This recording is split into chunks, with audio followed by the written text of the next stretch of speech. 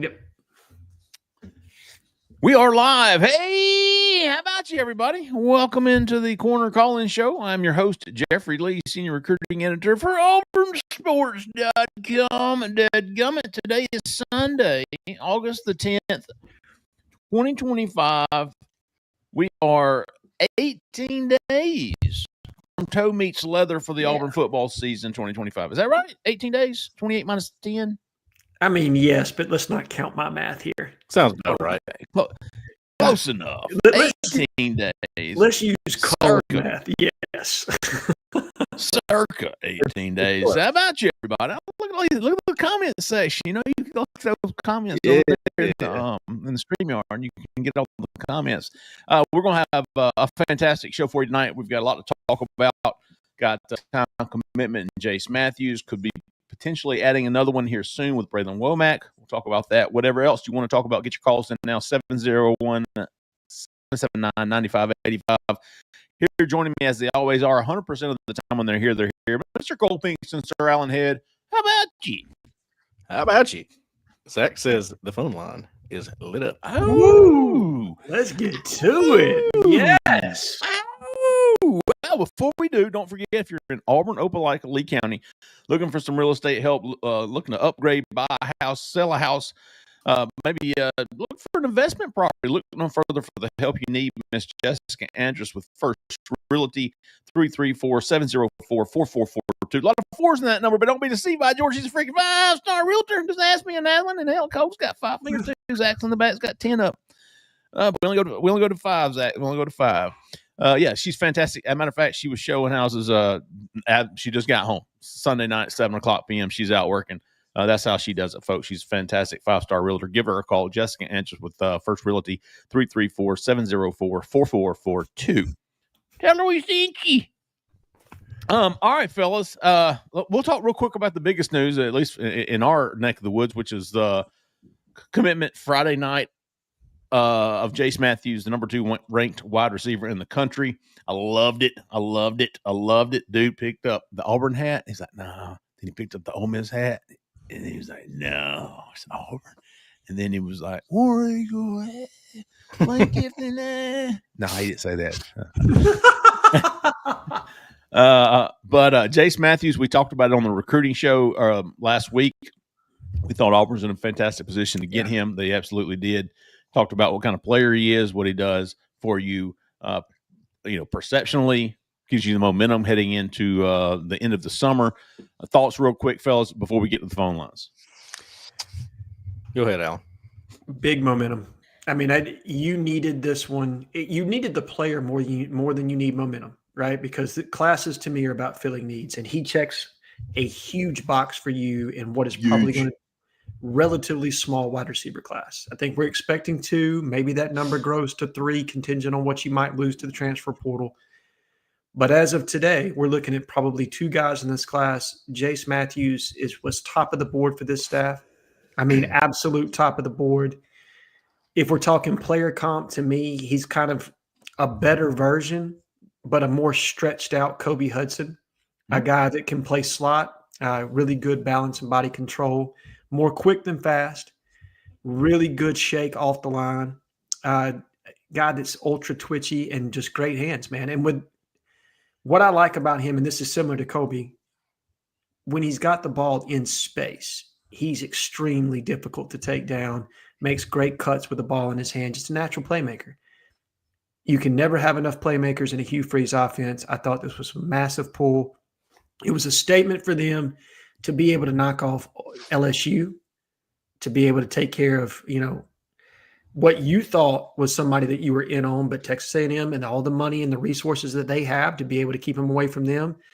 And then the home state school in Ole Miss. And maybe Ole Miss wasn't as in this as they wanted to be, but that's still a big win to get that over Lane Kiffin and that offense. So I thought it spoke volumes about this staff, their recruiting, where the NIL actually is. And again, I'm going to push back on some people that say, hey, this is kind of a turning point on NIL or a shift or whatever you want to call it. I think the resources were always there for Jace Matthews. If you want to say maybe they moneyballed it on some other guys to make sure that they had resources, I buy that.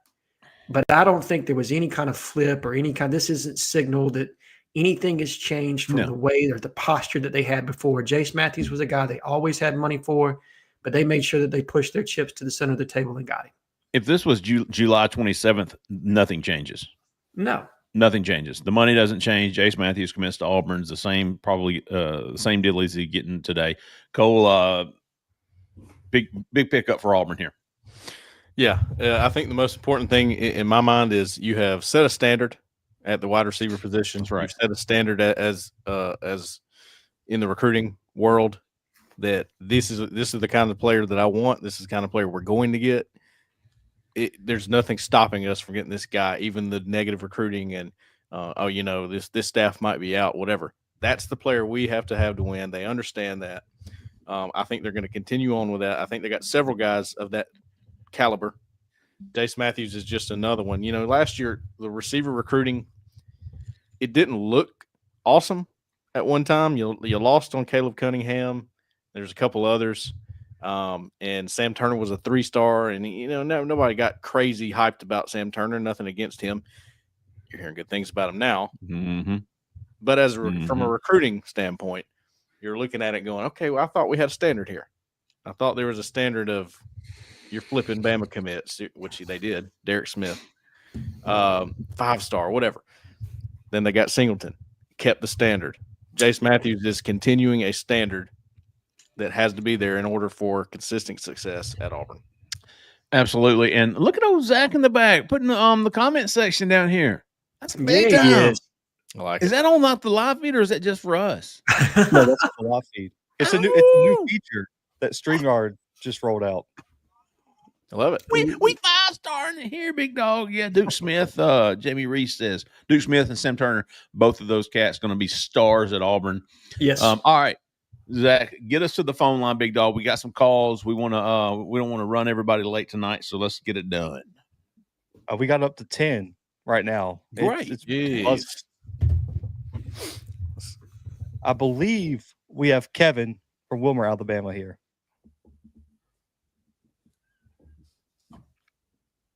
Kevin, Definitely. you're live. Kevin, big dog. I know Wanda was in the chat. How about you, big dog? Kevin still he's He's got they done moved the tower out there. What's going on down there in Wilmer, Alabama, Kevin?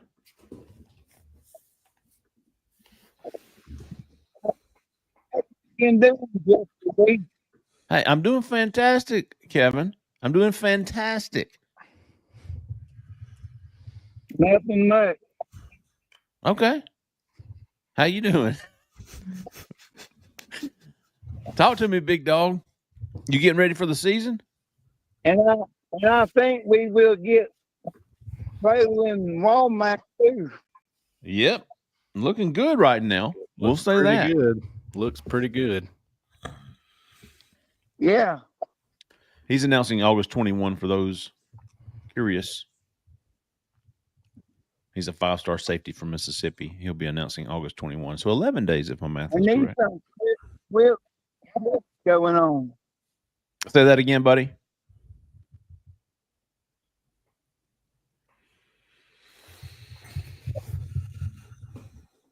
Okay. We lost him. I think we're losing him. Yeah. We tried. But he's Kevin. still looking for that spot Wanda stood in. Man, Right. Still looking. That is Right. an absolute honey hole of a spot, apparently, man. Yes. No doubt. Yeah, Wanda's got the secret, the honey hole. Good stuff, Kevin. We need you to get this show started, whether we can hear you after that or not. And you did it. You did your job. You had one job and you did it. That's right. We're moving to another good caller here. Carter, you're live, man. Well, gentlemen, how about you? You can actually hear my ass tonight. We can't. You're not in the broom closet tonight, are you? Yeah, no, I wouldn't. I'm not getting beat up anymore. Oh man, hey, well, what a great start to the weekend with Jace Matthews. I'm gonna tell you what right now, if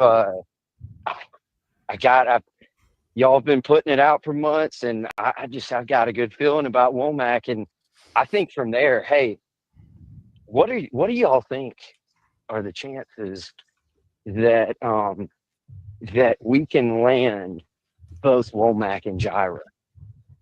Because I think you have a dang good season.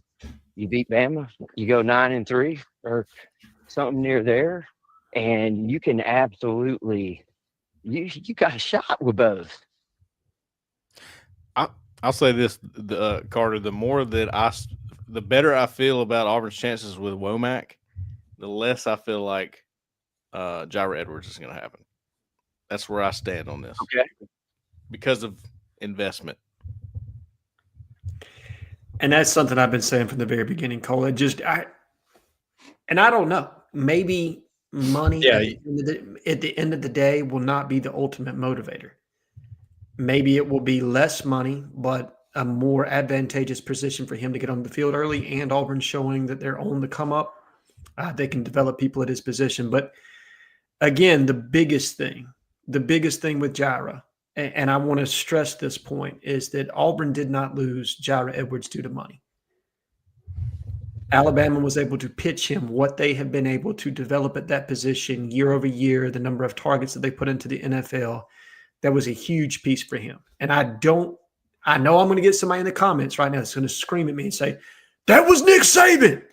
Okay, I understand that. I'm just telling you what the kid said on the record and what that meant to him, and basically the lineage of defensive prospect that they've had there for a long period of time. I think Auburn's got an uphill battle. I'm not saying they can't get there.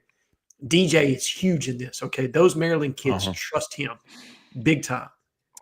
I'm going to say, Carter, my feelings for Gyra does not change one way or the other, regardless of what Womack does. I don't think I'm going to feel any less confident or any more optimistic whether or not Womack chooses Auburn. Even if he does, there's Blake R. If he does, I still think, man, I'm telling you, with DJ Durkin, with Wayne Dorsey, with TJ Rushing, I still, if Auburn gets Braylon Womack, I'm still keeping my, and I like Alan said, it's still a long, road haul. Pick one, baby. Pick one and go with it. Road haul, ho. Tough road to hoe. Tough road to hoe. Long road to hoe. But it won't affect my thoughts on Gyra Edwards if Auburn were to land Braylon Womack, at least right now. Now, if they get Womack and I put in some calls and I hear differently, then I certainly would change my mind. But right now, I don't think I'm not losing confidence if Auburn gets Womack on Edwards. Well, I look at it similar to the receiver position, Jeffrey. Like Jace Matthews, they had other targets, but as it played out, and Jace was always there in that tier one, like we said for a long time since he got offered. Like, wow, they really like this guy, and Auburn was one of his first offers. The investment there, it just seems like they pushed all their chips in on that, and that's what we're going at wide receiver. This is how I'm feeling about Womack right now, and it gives me some confidence that Auburn can get it done. Yeah. Oh, me too. Me too. I did. Something stuck with me, Gyra, when he left his official visit, and he knew he was about to commit to Alabama. I think Hugh Freeze did too. If y'all don't remember, he actually said, Hugh Freeze told me to come to the Iron Bowl and flip, or somebody did, the players did or something. Yes. Come to the Iron Bowl and flip in the locker room after the game. So I wouldn't see. That's why I'm not putting it past Hugh Freeze, DJ Durkin to pony up on a Gyra Edwards. I can't either. You know what I mean? Just because. Well, they love the player, right? But it's the statement of what it would mean if Auburn were able to win an Iron Bowl and flip Gyra Edwards on National Signing Day or directly there after the game. That's a direct shot that Nick Saban ain't walking through that door, big dog, because he wouldn't let that happen. And you're going to have Iheanacho there. You're going to have Zion Ely there. You're going to have a lot of these kids there from Maryland. So it's going to be a big atmosphere. Auburn's got a lot of factors for him. There's no doubt. Good stuff, Carter. Appreciate you calling in, big dog. We got Anthony here. Anthony from Montgomery. You're live. Talking ball, baby. Fellas. What is up, You big dog? How y'all doing tonight? Great, man. Great. Got two quick questions for you guys tonight. First, is there anybody out there that you are surprised getting the buzz that they're getting during fall camp that can contribute this year? And then my second question is, we got good reports on Strader and Pleasant. So who is the third corner off the bench? Okay. Okay. Surprise for me as an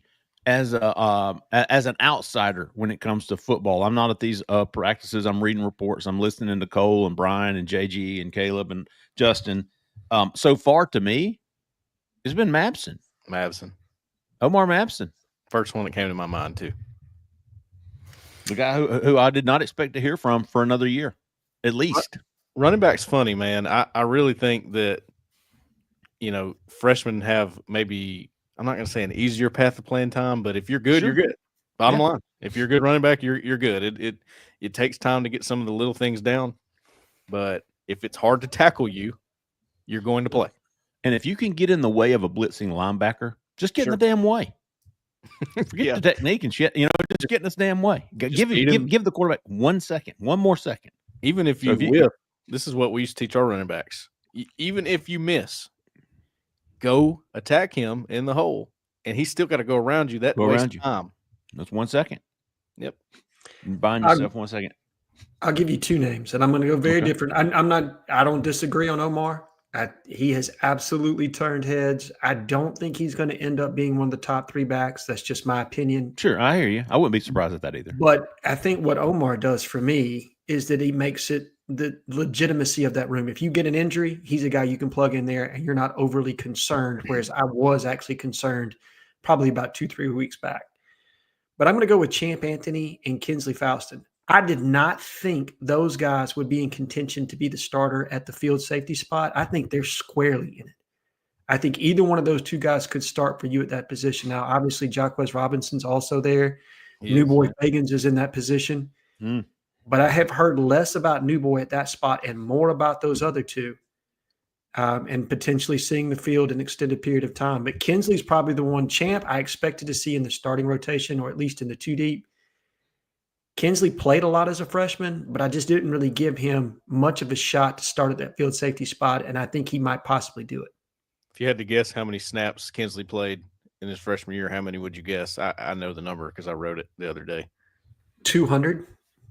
It's close. 179, I believe. And more than half of those, he was making plays, believe it or not. And I've walked through every game. I'm a big fan of him, Alan. Like, I love him. I've loved him since he was a recruit. Great football IQ. He's got sort of a little nastiness to him. I saw him in the Saturday practice. We had the full practice view, and he came down and laid the wood on somebody, on a running back. So he's in it. Jaquez Robinson is a guy. I've heard a lot more about him lately. I mean, he's vying for a spot. He is. I mean, he's in that mix with Champ and who's this? Kinsley. Jaquez Robinson, who was an afterthought in last year's class. He was.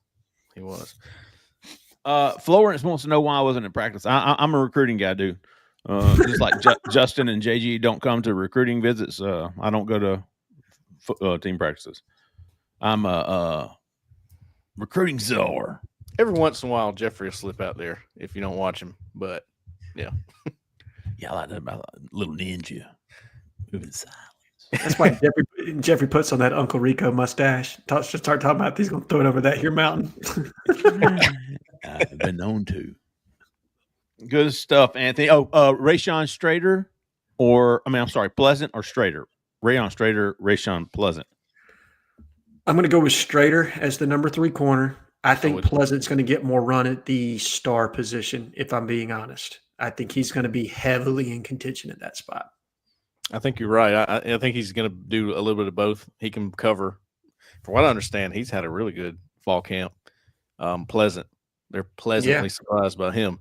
But no, Strader, he's having a heck of a fall camp because I had heard in spring that he was they weren't sure about his physicality. not much talk about him, but totally different opinion of him. And I have a pretty strong opinion of him after watching him a lot. He covers really well.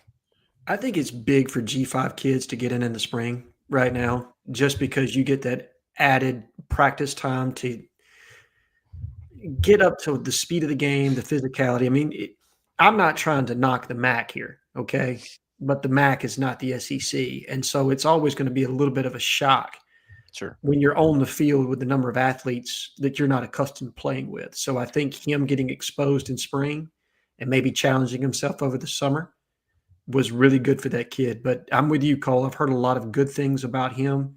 And if Rayshawn Pleasant is your number 4 corner and also a contributor at the star position for you, that's a hell of a spring pickup, guys. And Blake Woodby's been pretty good too. I think they really like his progress. So you got that option. Donovan Starr is starting to get back into the mix. Yeah, he had a hamstring thing?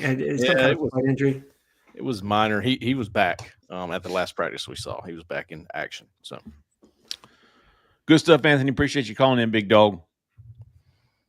0553. You're live. Who we talking to? Where are you calling from? Hey guys, it's Cole from Noonan. How y'all doing? What's up, Cole from Noonan? What about you, big dog?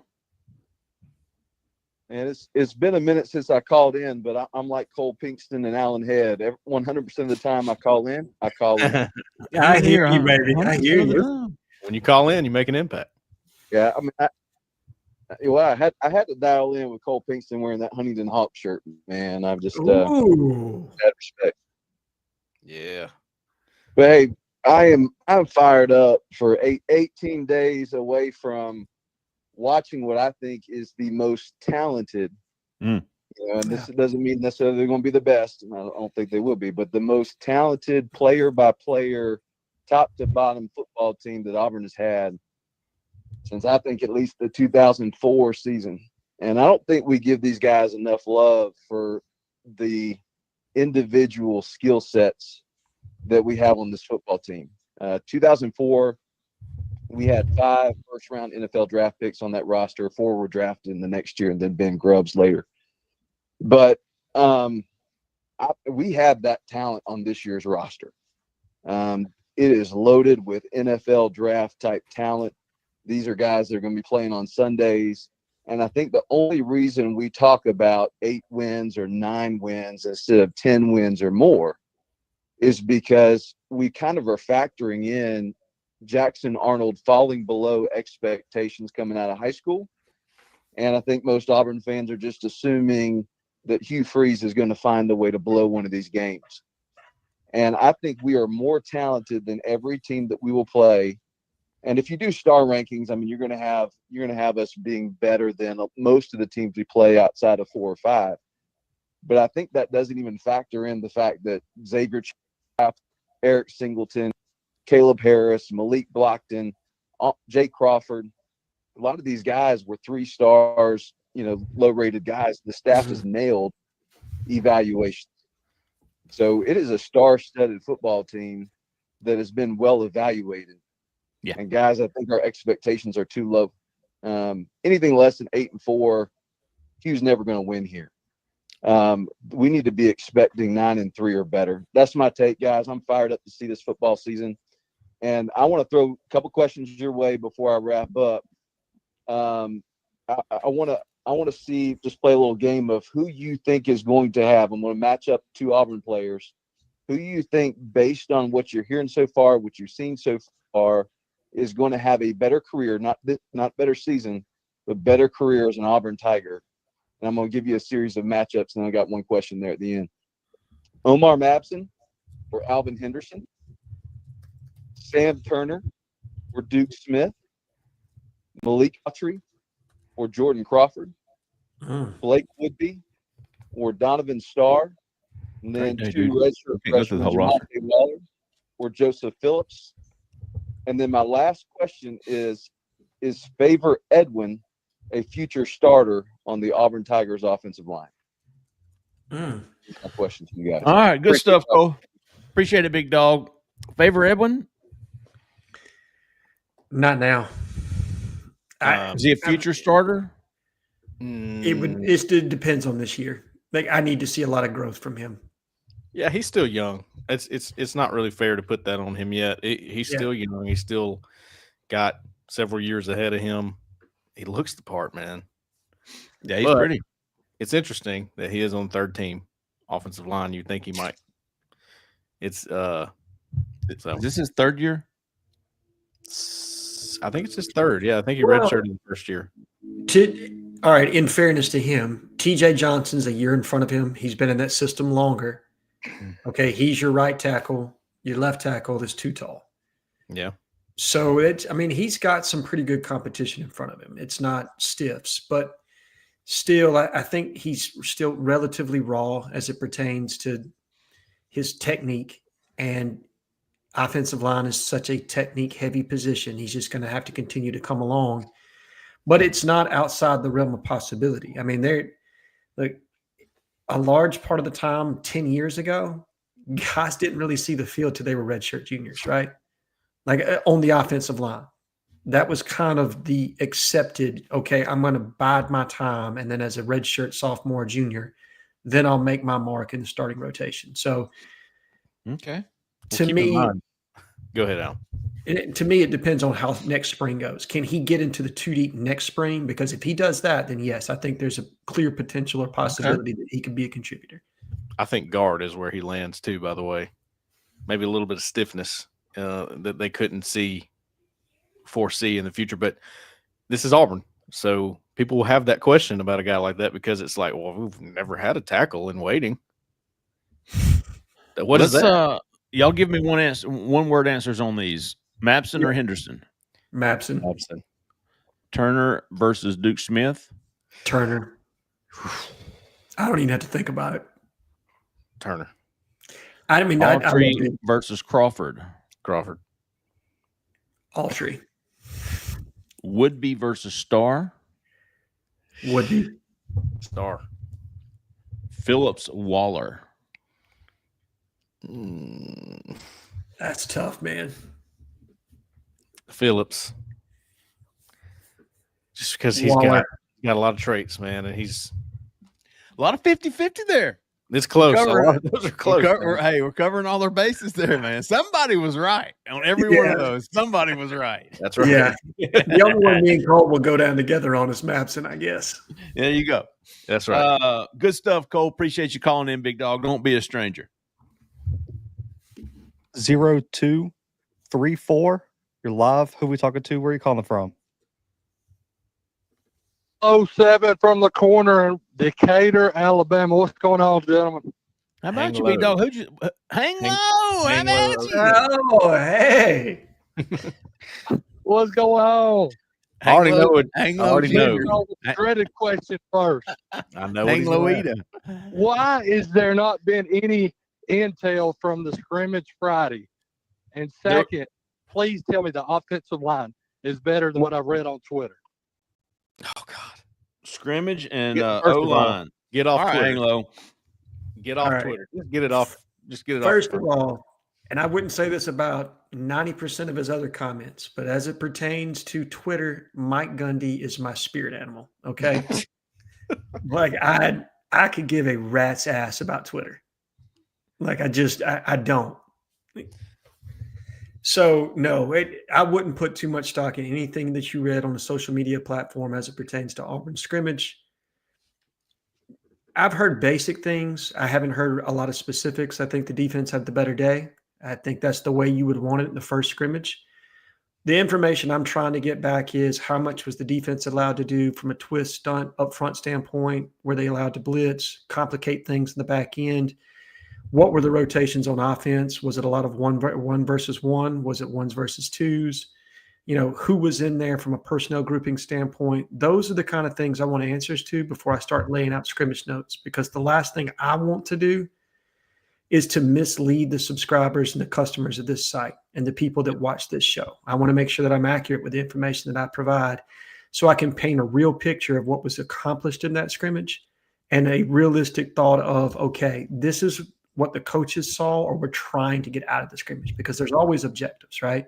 There are always things that The general fan in the stand that saw the scrimmage, they don't know what went into what the offense was actually doing, how vanilla they were, and then what the defense was allowed to do and what they wanted to accomplish in that scrimmage. So I think that's the vantage point I'm taking on this. And if I get answers to those questions, I promise you I'll put some information forward. Yeah, and the reason why I haven't put anything personally is because I don't have much to share from the scrimmage. It's not that it's some secretive thing that went on. I think they did about 30 plays for the first team, second team, and then they did 30 plays of the younger guys and got on out of there. And I like it when my eyes are on it personally. Kind of like Alan was saying, I want my eyes on it. I know what I'm looking at. I trust my eyes, and I like to convey the information after doing that myself. And I didn't get to see this. I've heard a couple things. I heard Morris Williams had a good day. Yeah. I heard Melendez was pretty good. A couple of things like that, but okay, it was pretty good. He's been pretty good at practice, like we've been saying all week. There's just not a whole lot new to report. That's my reasoning. You know, little weekend scrimmage. I like what Alan said. You don't know what they're trying to accomplish here. Right. Don't put too much stock in it one way or the other. Yeah. That's the way I feel. Look, here very soon, Auburn's going to have a game. It's going to start off 0-0, right? 22 guys are going to take the field. Somebody's going to score points. At the end of the day, we will know at the end of that Friday night how Auburn really is as a football team. Okay? How good Jackson Arnold really is, you're going to find out here very soon. And what I don't want to do is put misinformation out there that's misleading to people. Because, again, I'm like Cole. I wasn't there. I didn't get a chance to see it. I didn't have an opportunity to speak to the coaches and, or what they were trying to, again, accomplish and how they were stacking things. Did they want to see a pressurized situation for Jackson Arnold where maybe they were doing some things up front that he hasn't been exposed to yet? And they just wanted to put that on tape for him right now so he can get an opportunity to see what that's going to be like when he plays Dave Arand in that defense from Baylor. So, again, there are all kinds of things that you try to get accomplished in a scrimmage. We don't know all of those objectives. And without me being able to paint that picture, I think it would be irresponsible to just throw a whole bunch out there that might be misleading later on down the line. Good stuff, Hang Low. Appreciate you, big dog. 2576. You're live. Who are we talking to? Where are you calling from? Hey there, fellas. It's Don. How y'all doing tonight? Doing well, Don. How are you? No, I'm just playing a Stephen A.U. from Milton, Georgia. I knew that wasn't Don. I knew damn well that wasn't Don. Oh, he got me good. He got me too. No, Unless he got a new number and area code, there's no way. Well, it wasn't his high pitch. Man. Yeah. Oh, that's getting the hell about I you. just had to throw you boys off a little bit. You got me. Stephen from where? It's Stephen from Milton, Georgia. Nice. Milton. Stephen A.U. on the board. Stephen Yeah. A.U. How about you, big dog? Okay. Hey, big dog. Yeah, no, I was just listening to that last call from Cole and Noonan, and I didn't hear him ask about Jeffrey. I don't know if you threw it in yourself or if I just missed him asking about Phillips and was it Waller and Phillips? Was that the choice you gave? Yeah, they split. Cole and Allen split. I was close though. Yeah, I was close on that. That's what I was calling about, really, man. Is I'm a big Joe Phillips fan, and I've been reading a little bit on the board and on articles and stuff. I'm not hearing a lot about him. I don't know if it's because it's early in camp, but I wanted to find out what you guys have been hearing about him. Joe Phillips. I think, Alan, if you don't, I think Cole, when he pops back on here in a minute, a cloud must have come over his satellite. Cole, you've heard good things on Joe Phillips. You know what? I was hearing a lot about Joe Phillips last year, like during the season.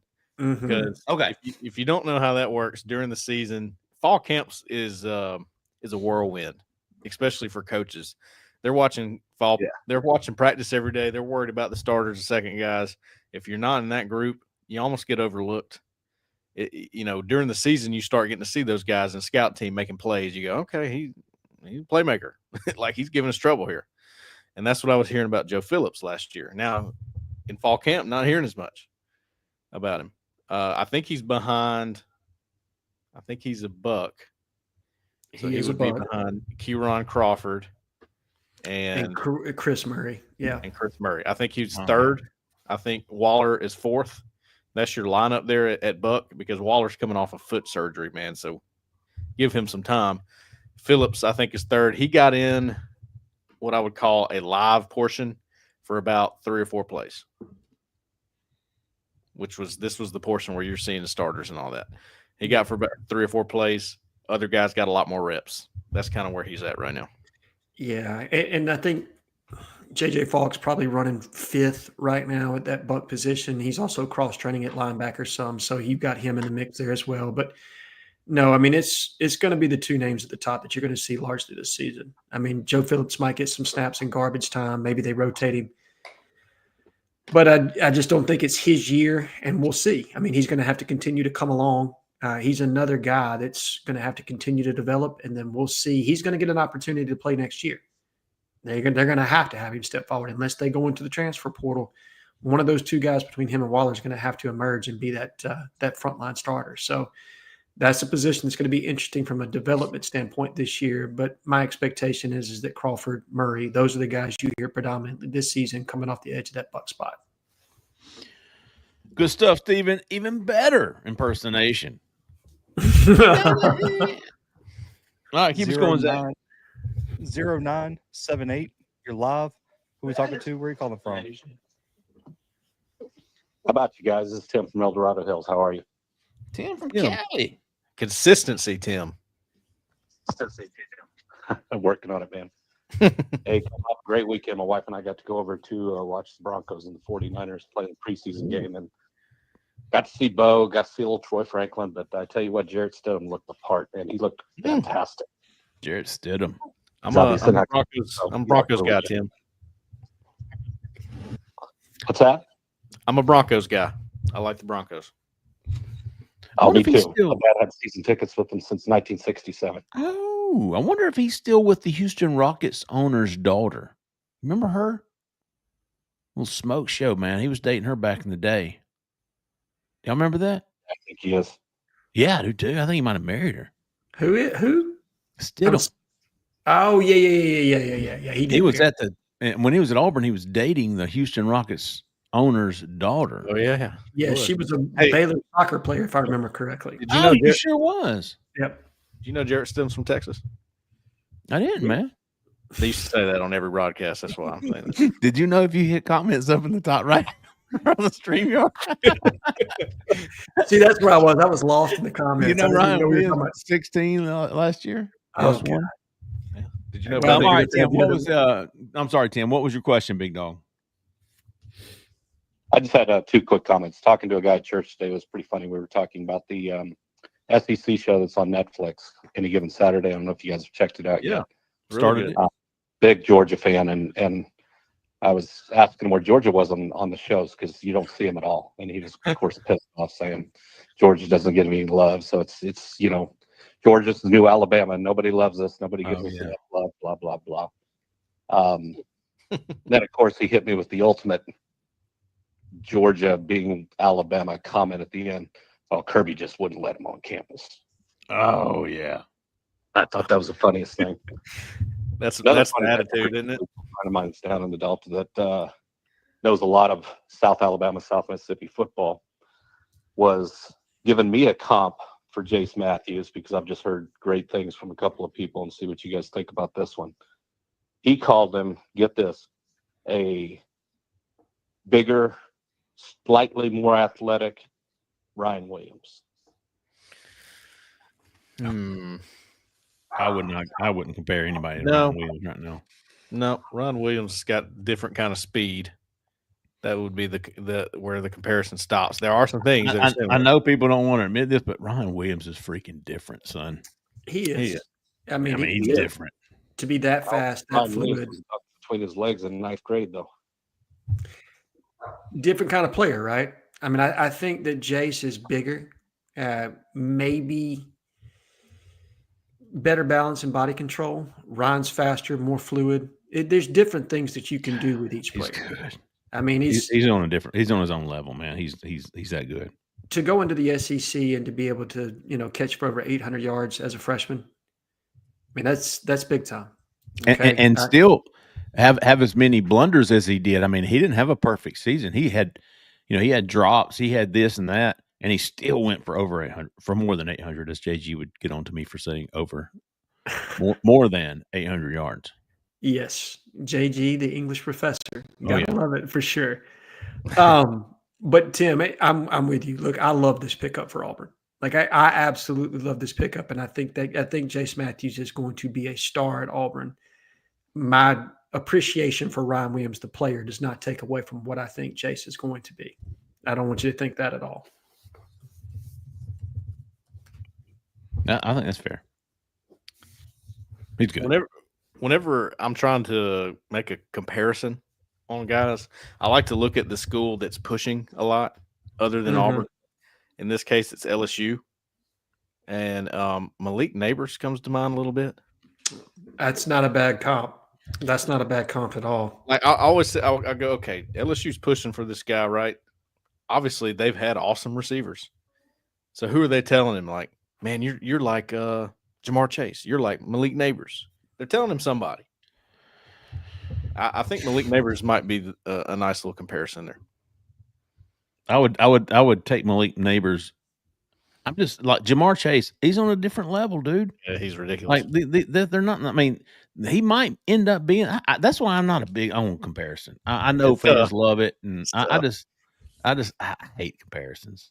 Like, I mean, what do you want to? What do you expect?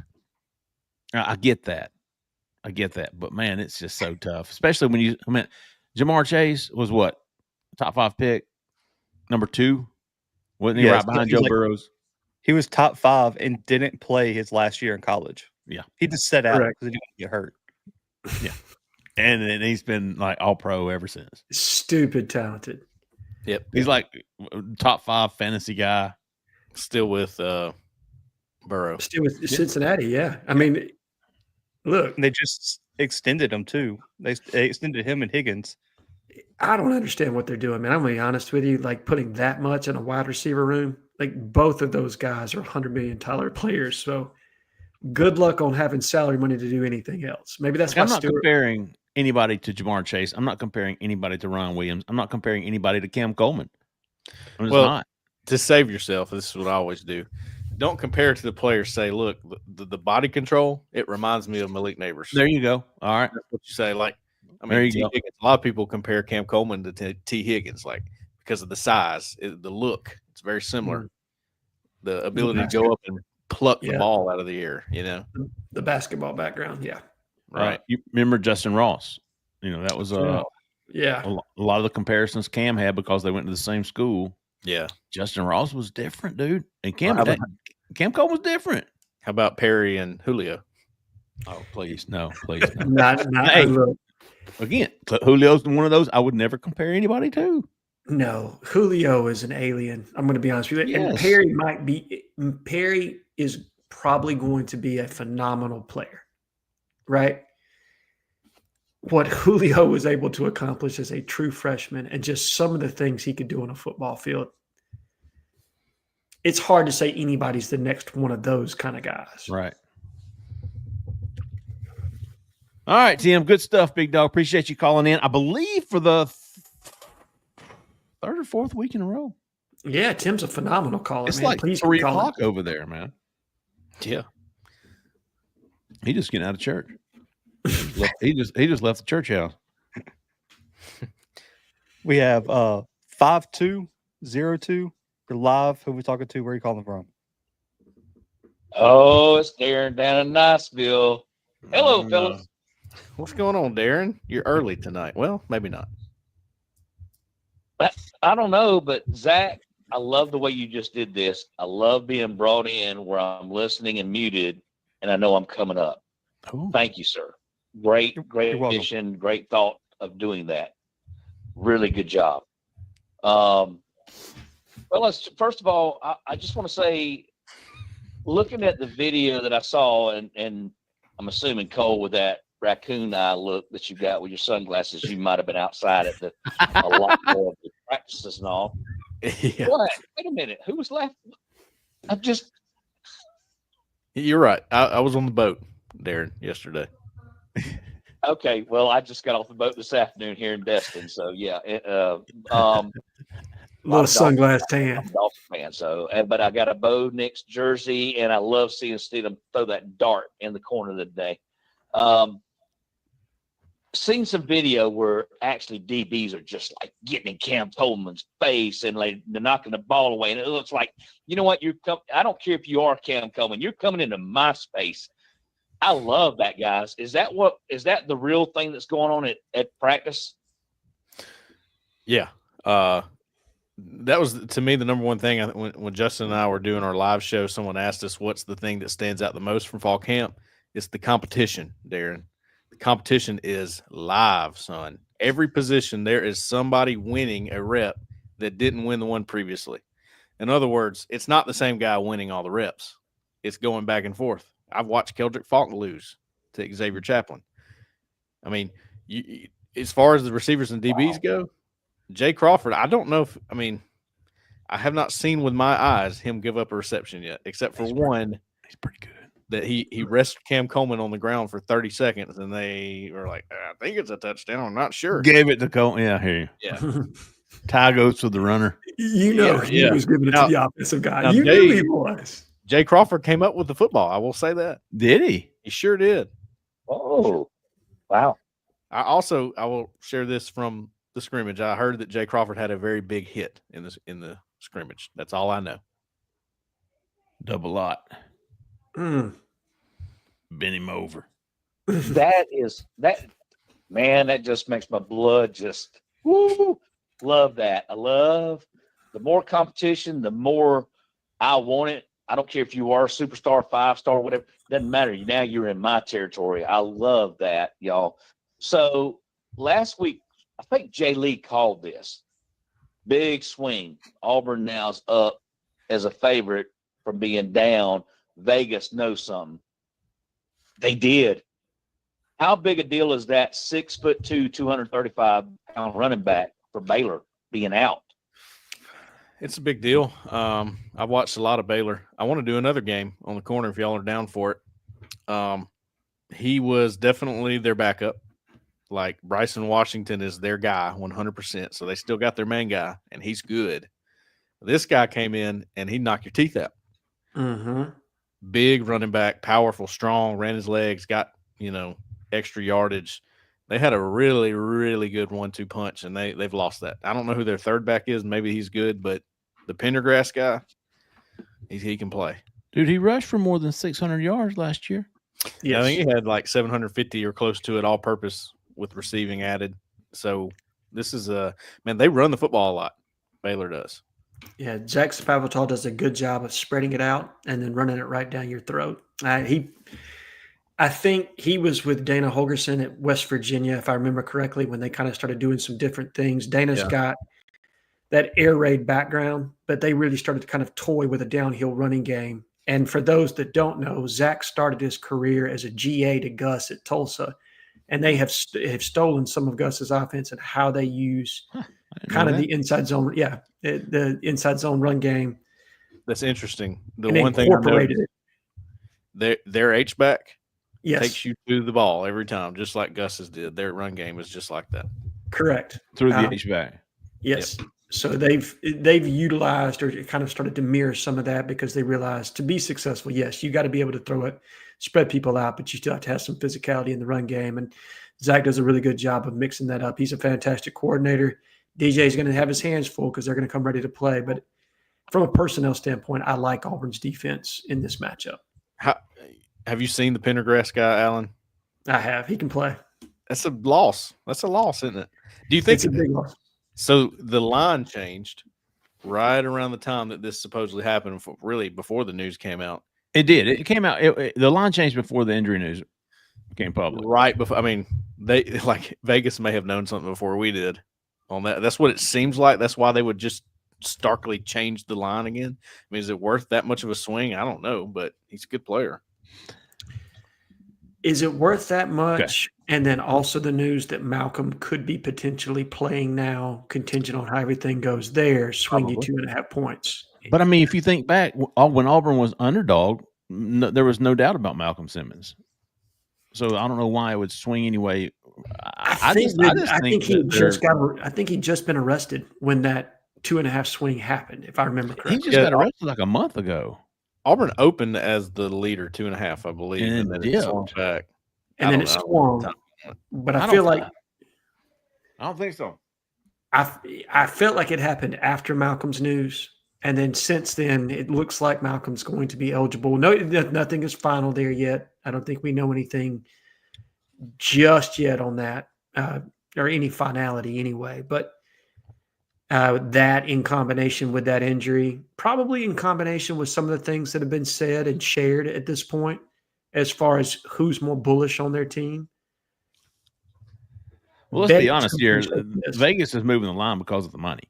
Yeah, exactly. They're trying to get as much money on Auburn as they are on Baylor, and if whatever the line, and somehow America gets it right most of the time.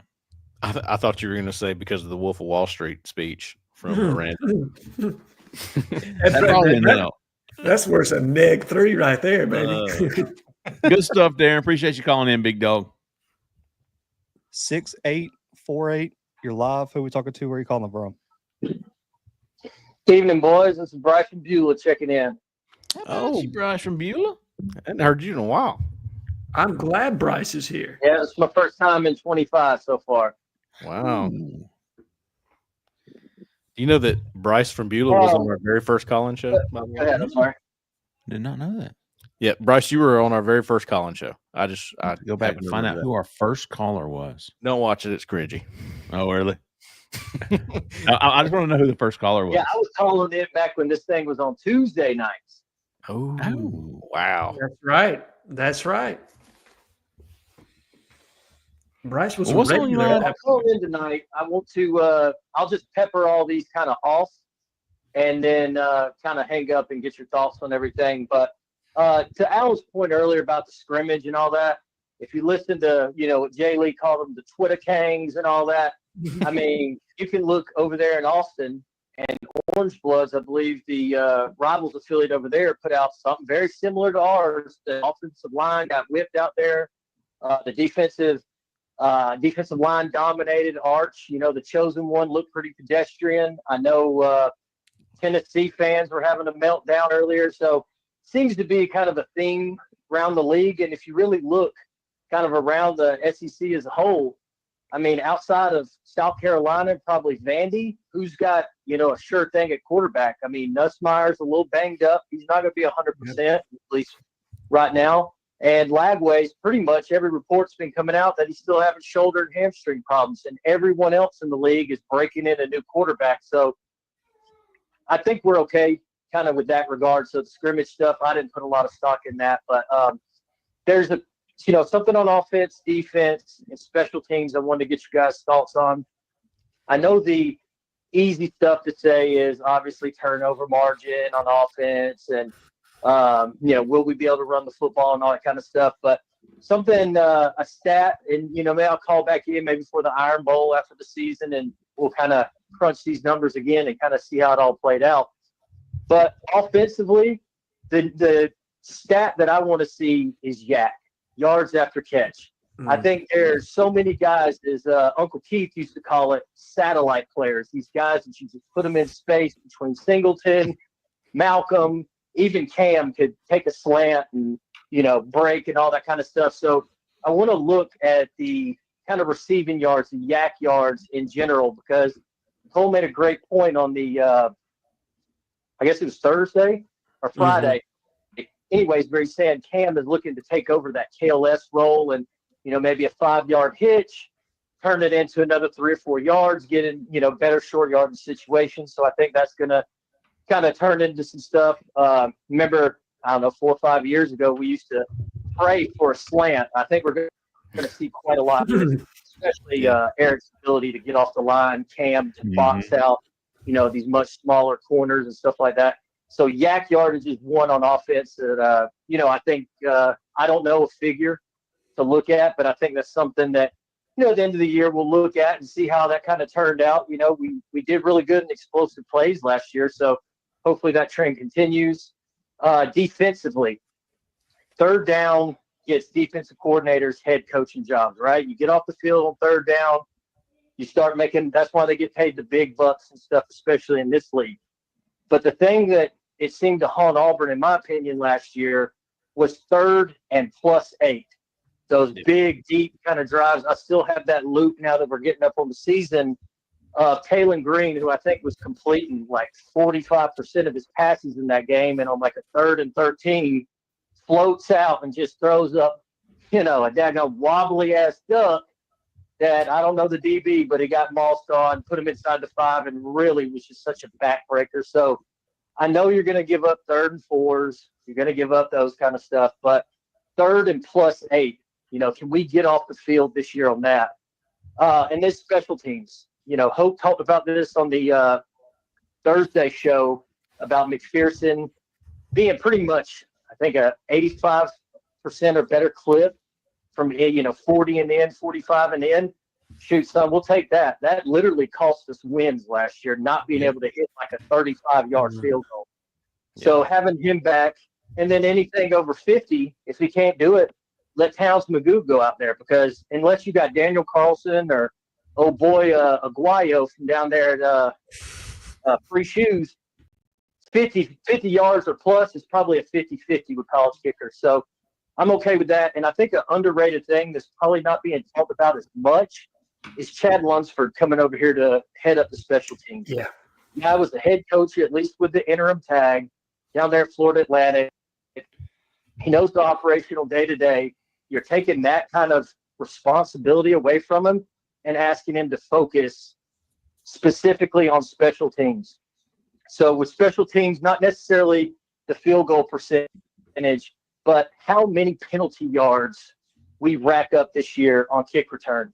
Because it was almost like, please just kick it out of the back of the end zone so we're not getting a block in the back or a hold. I know, Cole, you guys talked about that on the Friday show as well.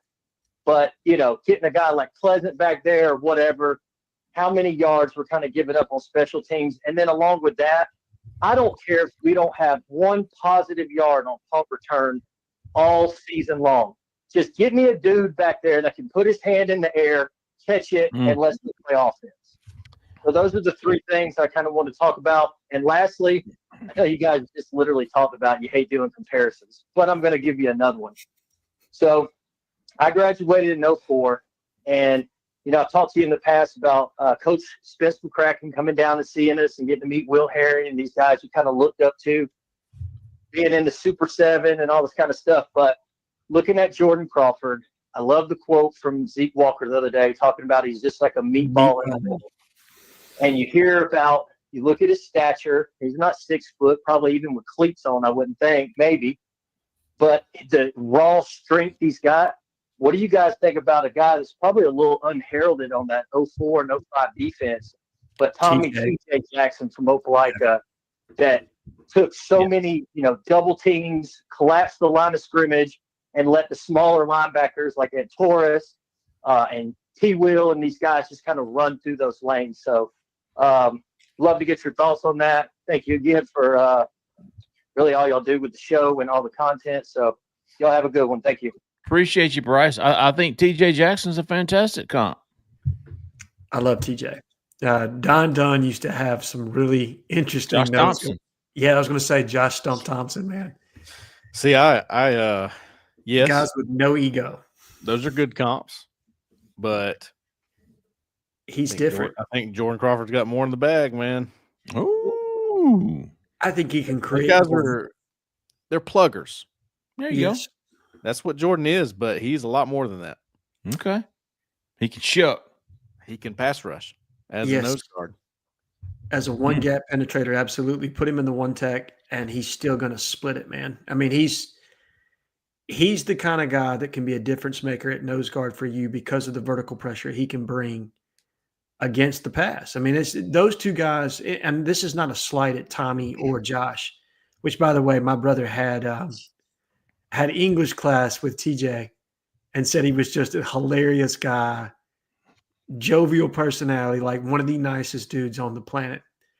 Didn't have to be nice to my, 5'9" brother that was, a fraction of TJ's leg. J-Head.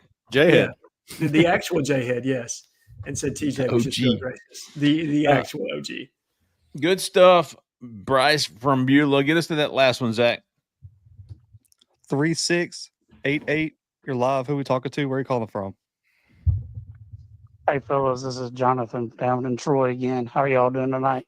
Fantastic, Jonathan down in Troy. How about you? Yeah. We're doing pretty good. So I wanted to talk about the Baylor game coming up. Good. I don't understand why everybody across the nation is saying that Baylor is going to beat Auburn. I don't see it. I don't see that they have a better roster than us. Jonathan, Auburn is now the favorite. They're coached very. I'm sorry, what? Auburn is actually favored to win that football game. But I understand what he said. National pundits are still picking against Auburn on that. Really? One. Even though Vegas has Auburn as the favorite. Most everyone I see is choosing Baylor. Huh. There's a few that have chose Auburn, but I understand Vegas has got us back up again, but I just don't see what they're all seeing. I don't think they're looking that. Yeah, they're looking at the last 2 years. We were 6-6 and then 5-7. I don't think they're looking into those games, the mistakes that were made, the poor decisions from the quarterback. Now, granted, he had some good games too. I mean, he won the Texas A&M game. You got to give him props for it. Give him props, but you also got to look at his negatives as well. But yeah, Cam Coleman, I'm pretty sure there was 3 interceptions that was come directly off of his hands. Now, the spot that the football was thrown could have been better, but they still hit him in the hand. So I don't think you're going to have those mistakes this year. Plus, all the freshmen that did play, they're going to be a year older. They've got another full year into the system, a year in a college weight and strength process. I just don't see Baylor beating us. I'm not going. I don't think that's a hot take. I just want to get your guys' opinion on that. If I'm speculating as to why, a national commentator, radio host, what have you, would be favoring Baylor, it's because a large part of the time when you're in this seat, and I'm not saying we're national by any means, but you're hedging your bets on what's a sure thing, right? And at this point, what you know is that Auburn's been inconsistent for the last 2 years, whereas Baylor had a relatively good season last year. Sawyer Robertson is as good a quarterback as you're going to find in the Big 12, and this game's at home in Waco. And so when they're looking at all of those things, I can very understandably see why they would come to the conclusion that you're going to fade Auburn in this game, especially not knowing what Jackson Arnold is going to be. The right? unknowns at Auburn, that's the biggest thing. It's the unknowns. It's the unknowns, right? Like, I think the ceiling, the potential of this team is through the roof. But do you know, right? There's still a lot of I think with Auburn. We think that this team is capable of beating Baylor. We think Jackson Arnold is capable of going out there and throwing for 3,000 plus yards, but that's a think until you actually see it. I can understand where the people are coming from. Cole, how do you feel about it? Yeah, Jonathan, I'll go ahead and give you a spoiler. I'm going to pick Auburn to win the game. You do. Whenever we do that, I don't think anything from this point to then is going to change that because I'm really familiar with Baylor's roster at this point, like really familiar with it. Pendergrass was one of the guys I thought should worry you if you're Auburn. He's out now. There's about 6 guys, 2 on defense, and the rest are offensive linemen, running back, quarterback. Josh Cameron at receiver that Yeah. I think are really, really good and could cause problems for Auburn. The rest of it, unless they got some dudes in the portal, I don't know much about that part of it. They don't scare you, especially compared to Auburn's roster. But let me tell you why I can understand 100% why they're picking Baylor. Because they've sat here for 2 years and watched bad football at Auburn. Bad. And if that happens again, Auburn's going to look a lot like they did a year ago. I don't care how good the roster is. I'm not just going to throw that part out. And neither are they, and they shouldn't. I can understand why they're picking Baylor. Again, I pick Auburn. I think they're going to get some of those things fixed, but I don't know. I'm worried about that part of it, if we're being completely honest here. Yeah, with Auburn, it's a lot of the therapy words, right? It's I think, I feel, but you don't know, right? And so that's the difficult part. Yeah, I'm ready to give Auburn the benefit of the doubt until they prove me wrong, especially against Baylor. Those guys probably aren't. I completely understand. But, yeah, I don't think in any world do I see a talented Auburn roster like there is one today.